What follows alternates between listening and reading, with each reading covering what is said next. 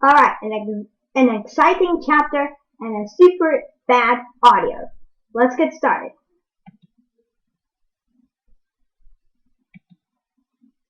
Oh yeah, there you go.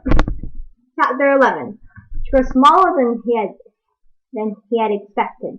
Smaller than Kestrel, but Clay knew they shouldn't underestimate the Skyrim Queen. She'd held on her power for 30 years, despite 14 brave, foolish, extremely dead now challengers.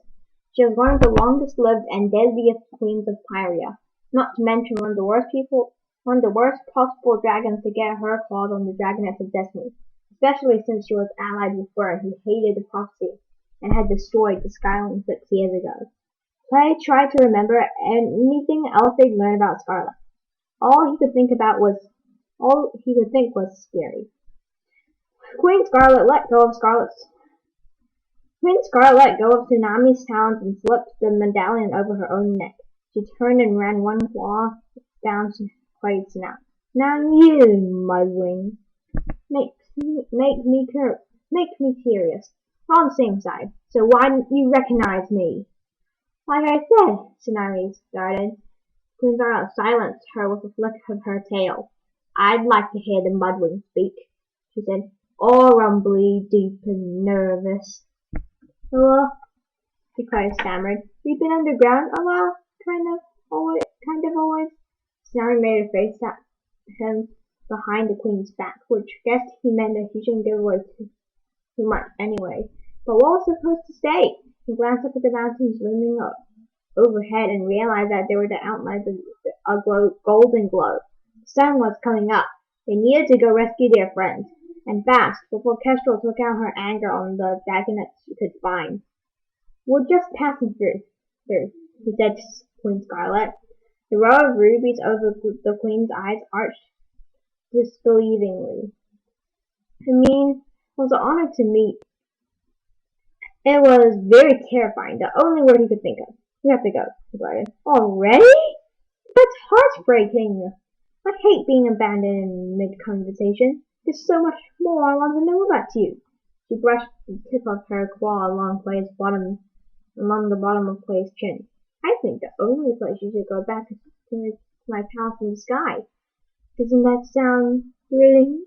Don't say no, it'll hurt my feelings. You're just what I've been looking for. I had no idea what that meant. It was pretty, but he was too petrified to front anyway. He started up to her unfriendly amber eyes, thinking the first thing in his life that maybe Kestrel was right about everything. Most especially about staying underground and avoiding all the bad dragons in the world.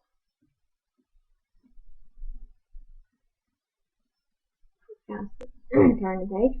Behind Scarlet, Tsunami raised the scavenger's sharp claw. Her eyes met Clay's. It felt the same chilling fear that she must be feeling. If they attacked the Skyrim Queen, they'd instantly have a new, powerful enemy who hated them. But they couldn't tell her the truth about themselves.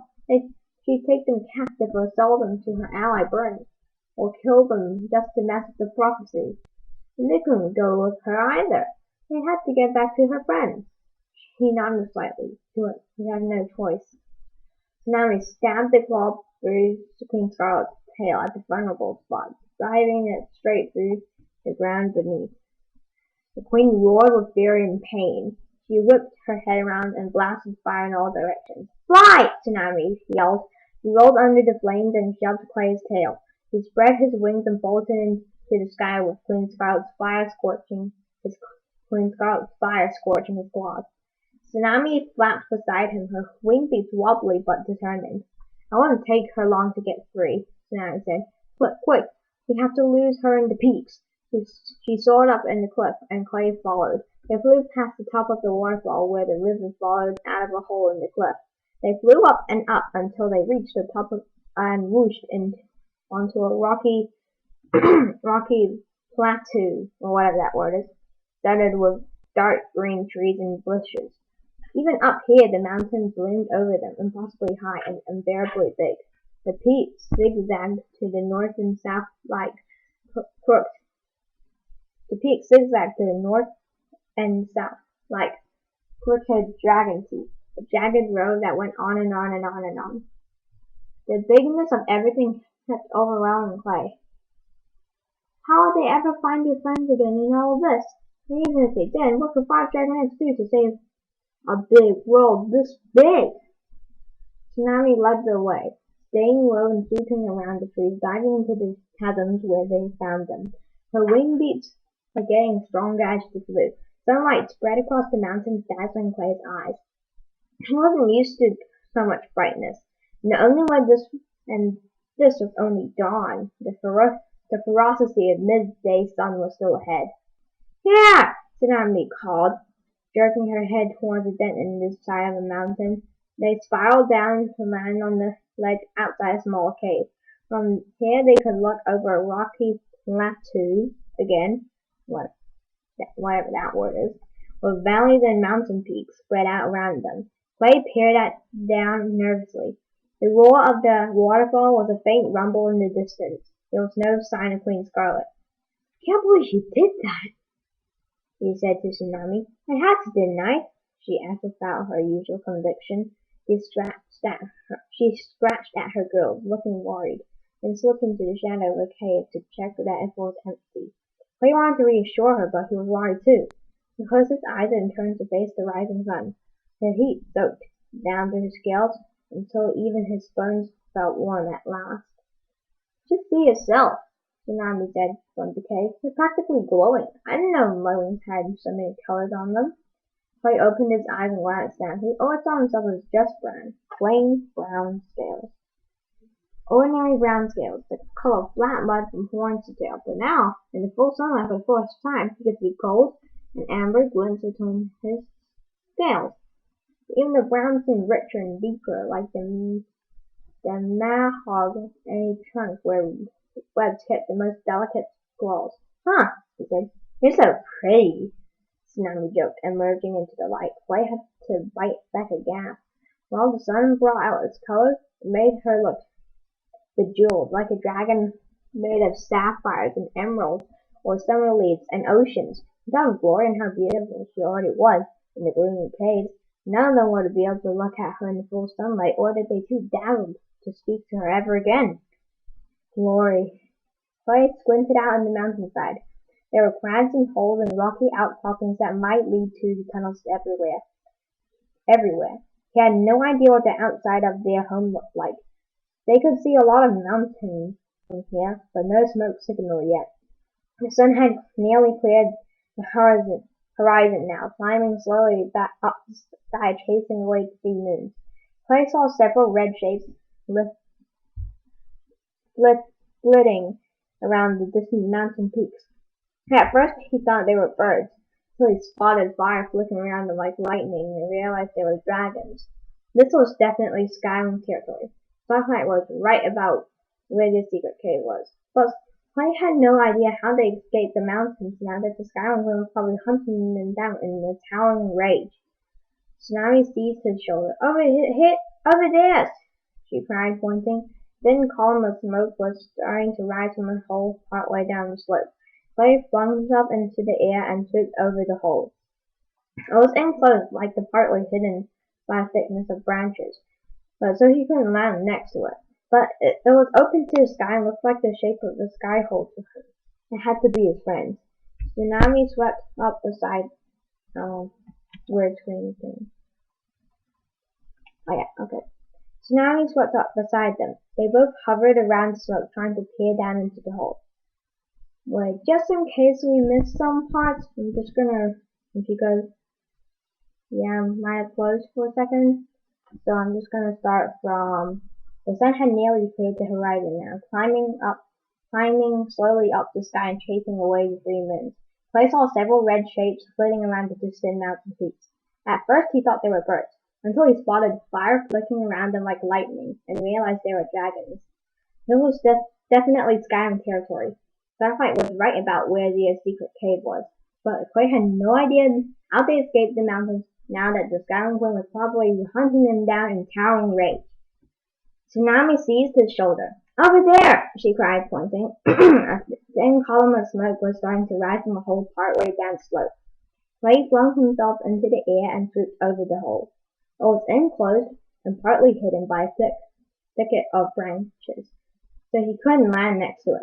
But it was open to the sky and looked like the shape of the sky-hole to him. It had to be his friend.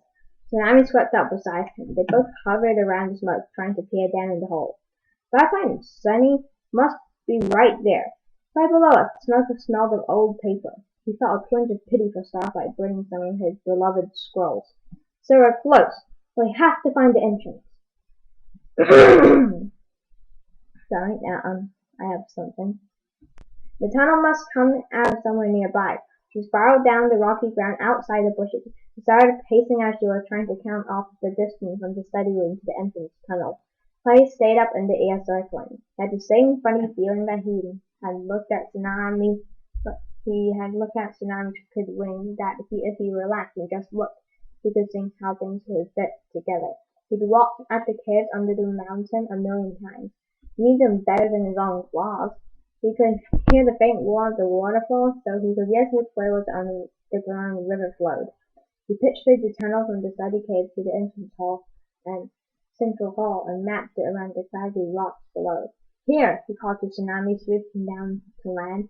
The boulders blocking the exit should be right below here. Here, he called to Tsunami, swooping down to land. The boulders blocking the exit should be right below here, so the tunnel to the outside will go that way if we turn back. The ravine! The crevasse cut through the rocks made a short distance away. When they peered down into it, they could see a stream running over pebbly gravel and sandy mud. The entrance must be down here there somewhere. Clay hopped down to the bottom of the ravine, keeping his wings spread to slow his fall. Mud squelched between his talons as he landed. He felt a wave of anger wash over him. Here was mud and sunlight and warm, fresh air, this close to the cave. Why hadn't the guardians ever brought Dragonet outside? Even small trips to this ravine would have made life so different. I knew they'd say it's for safety. They'd sail up to protect Dragonet in case the distant skywing spotted them. But Clay guessed it was really because the guardians didn't trust him and his friends. He didn't trust them not to fly away. He didn't trust himself to act smart and avoid drawing attention to himself. He dug sharp gashes in the mud with his claws. Dragonet never even had a chance to be trustworthy. Maybe Clay didn't deserve it after attacking the others at hatching. Maybe the guardian saw something inside him might snap at any moment. But there was no reason to have kept sending roaring Starflight and Tsunami in the dark all these years. Tsunami thumped down beside him and nodded at a mossy pile of boulders up ahead. Let's check here first. They squished and splashed down the stream. Clay spotted something in the mud in front of them. He flared his wings up to stop Tsunami from going any farther. Look! Dragon tracks! Fresh dragon prints were stamped into the riverbank. The deep line of dragon tail dragged between them. They had disappeared suddenly as the dragon had lifted and up off into the sky. Clay gingerly fit one of his own feet into a print. It was dwarfed by the size of the other dragon's talons. It came from our cave, and I'm sure it did. Then it must be Kestrel. How do you know? Clay asked. Tsunami put her foot down next to one of the prints. No wedge between the claws, she said, so it's not a ceiling. You're too recent to be Mars deers from yesterday, and you can stand all four feet there. So it's not Dune. Oh, Clay said, feeling foolish. Of course. There are prints leaving, but not coming back. Maybe she went out looking for us this morning. If she's still away, this is our best chance to get the others out. He started running down the riverbank, following the line of prints where it began. Come on, Clay, hurry! Clay raced after her. The tracks led right into a tumble of boulders. When they climbed up into the large rocks, they could see down into a dark tunnel in the side of the ravine. It was almost entirely hidden from the sea unless you looked from the right angle. This is it, Tsunami said. Why didn't she hide her tracks better? Clay worried. What if it's a trap? It's not. Kestrel doesn't know we're coming back for the others. She doesn't think like that. If she were one of us, she'd escape and leave everyone else behind without a second thought. They sat in a tree to play. Sketchel nearly believed that dragons would keep their word or care about other dragons. She was in a hurry to find us, that's all, Tsunami pointed out. They glanced at the sky anxiously. If Kestrel hadn't bothered to be cautious, she must be really angry with them. Tsunami lowered herself into the tunnel and Clay slid down beside her. He was warm enough now to make fire, so he breathed a small burst of flame to give them a glimpse of the tunnel ahead. They edged towards Tsunami's scales and began to glow. The tunnel took a sharp right and then a left and went down at a steep angle for a few steps. But soon it straightened out, took them around another corner, and ended at an enormous gray boulder. Clay's heart thumped hard in his chest. The year we found it. He was looking at his prison from the outside. Well, I thought that would be like, I don't know, the end, like the end of the part 1. But I guess it's not the end yet. So, again, I have bad audio, and that's why everything sounds glitchy. Hopefully I'll get better audio things, and better, and I hopefully yeah, just subscribe. I don't even know any YouTube catchphrases anymore.